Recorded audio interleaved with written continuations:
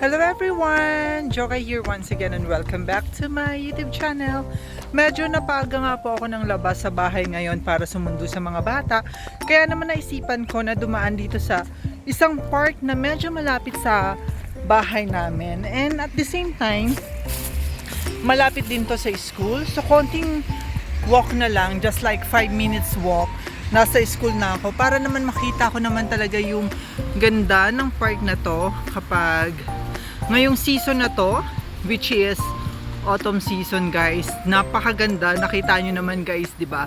Hindi pa talaga ako nakakalibot sa lugar na to, sa park na ito, pero sinubukan ko ngayon kasi nakikita ko tong park na to na napakaraming puno. And alam naman natin guys, ngayong autumn is napakaganda talaga ng mga punong kahoy dahil nagbabago yung kanilang mga kulay ng kanilang mga dahon. At the same time, naglalaglagan sila. Kaya parang very romantic. Kaya naman guys, let's go. Libutin natin ang buong park na ito. At ayun, ano lang natin. Let's feel the autumn vibes guys. Let's do it. Guys, so mapapansin din natin, marami ring mga nakatambay dito na namamasyal, may mga bata. Siguro galing din sila sa mga school, nag-drop by lang muna dito para naman makapag-ikot-ikot or makapagpalamig dito sa parking na ito. At napakalaki rin naman guys ng park na to.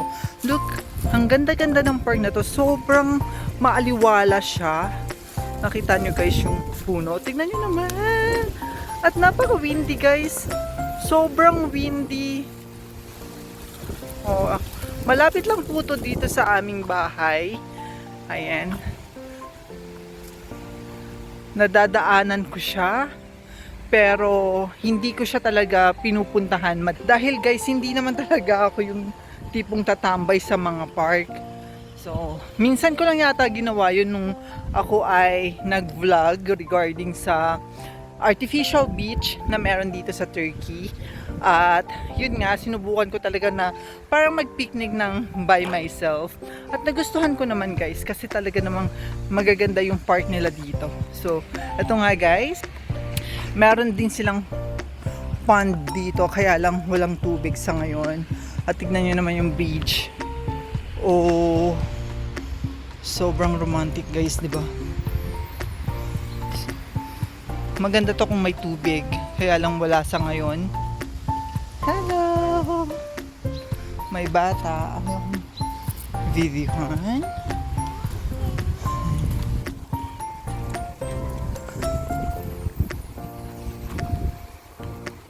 Ay, maliit lang pala siya. Akala ko malaki siya, hindi pala siya gaano kalaki. Meron din siyang mga swing para sa mga bata. Ayan guys. Hindi siya masyadong malaki. Okay lang, pero okay lang. Kasi ito yung mga park na wala tayo sa Pilipinas. Or siguro naman, pero alam niyo yung space, parang ang alam ko lang na pinakamalaking park na meron tayo sa Pilipinas is yung Luneta Park. So, yun lang talaga yung napupuntahan ko. Yun pa lang ang napuntahan ko. Pero, ayun, inikot ko lang guys. Sobrang ganda kasi. At yung school ng alaga dito, ayan, banda doon. Pero maaga pa naman. Kaya sabi ko nga, ikot-ikot ako sa park na to. Kasi minsan ko lang talaga ito puntahan guys. At ngayon ko lang talaga siya napuntahan. At ayan nga guys, mga apartment na rin. Oh, tignan nyo naman yan guys. Parang lahat ng season is maganda ditong tumambay. Ito nga, oh, lalo na kapag winter siguro. Kasi tignan nyo naman yan, itong maraming pine trees. Siguro pag na-cover siya ng mga snow, sobrang ganda guys.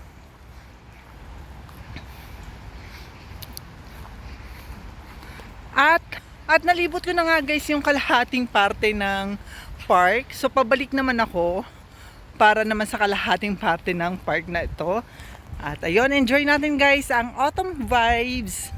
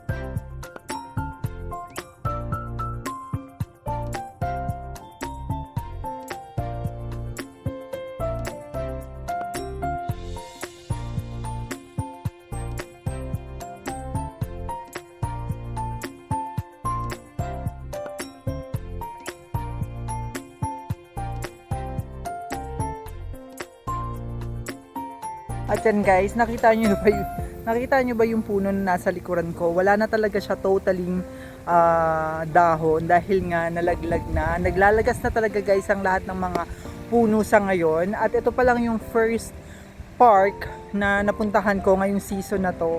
Dahil nga guys, madalas talaga na kapag day off ko, nasa bahay lang talaga ako at natutulog.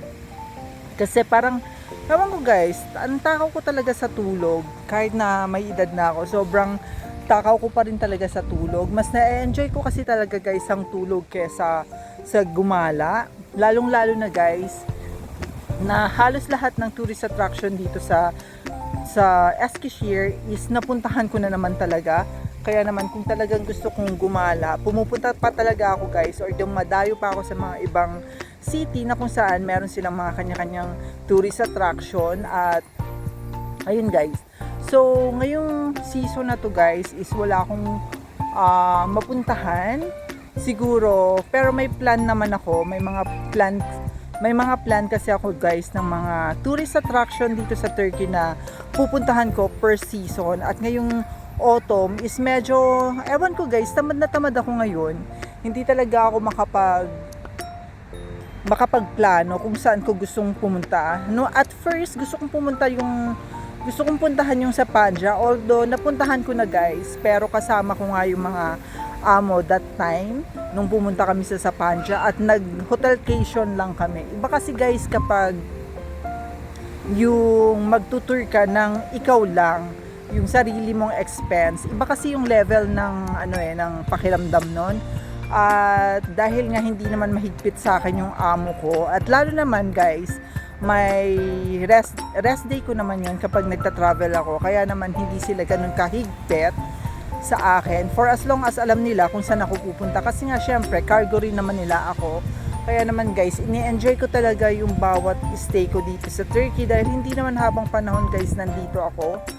So ayun, at ito yung unang park na pinuntahan ko ngayong season na to dahil nagandahan lang ako guys. At the same time, sabi ko nga medyo napaaga yung aking alis ng bahay, kaya dumaan na lang ako dito para mag-chill na rin at maramdaman din naman yung autumn vibes at makita na rin yung scenery ng kung gaano kaganda ang autumn guys, at maipakita na rin sa inyo. At ito nga yun guys, sobrang ganda. I appreciate autumn guys. I really like autumn among 4 seasons of the year. Autumn talaga ako nag-enjoy guys. So ayun, lakarin na natin guys. Pabalik ulit. Pabalik-balik lang tayo guys kasi nga akala ko kasi at first malaki tong park na to. Yun pala, katamtaman lang. Hindi naman maliit, hindi rin naman malaki. Saktong-sakto lang guys. At eto nga yun. So, cheer.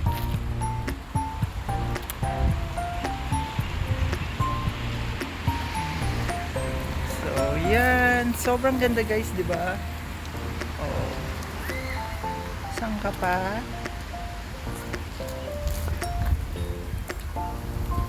Sobrang nice. So let's go. Papunta na nga tayo guys sa school. At sabi ko nga sa inyo, medyo malapit lang ang school dito ng aking mga alaga. Kaya hindi hassle. At talaga namang nadadaanan tong park na to. Guys, ang sarap din pala mag-walking dito. Madalas guys nagwo-walking ako. Kaya lang yung talagang medyo malapit lang sa amin. So ngayon medyo lumayo ako ng konti.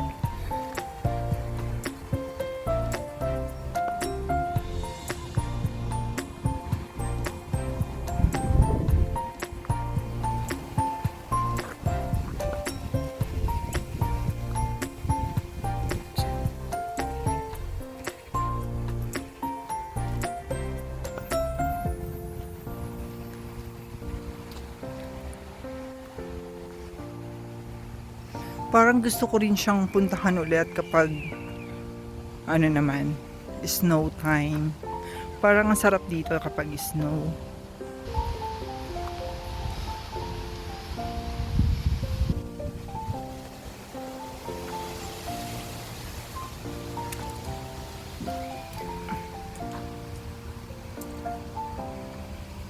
Iba talaga guys sa ibang bansa, no? Talagang nagpo-provide sila ng mga parang mga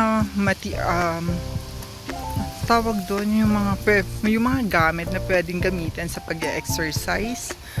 So mapapansin nyo guys yan. Ito, isa siya sa mga gamit ng pang-exercise. Lover's place, meron din namang mga family na nagpi-picnic. So perfect talaga siya guys para sa para sa bonding ng family, ng friends. At lalo-lalo na sa mga chikiting. Yan.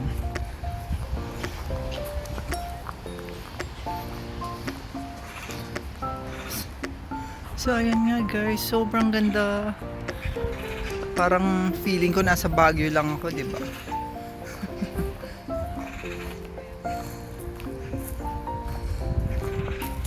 So guys, mag-exit na nga ako. Hala, nakikita ng aking sumpa. Kitang-kita na yung aking sumpa, guys. So, thank you so much for watching and see you on my next vlog.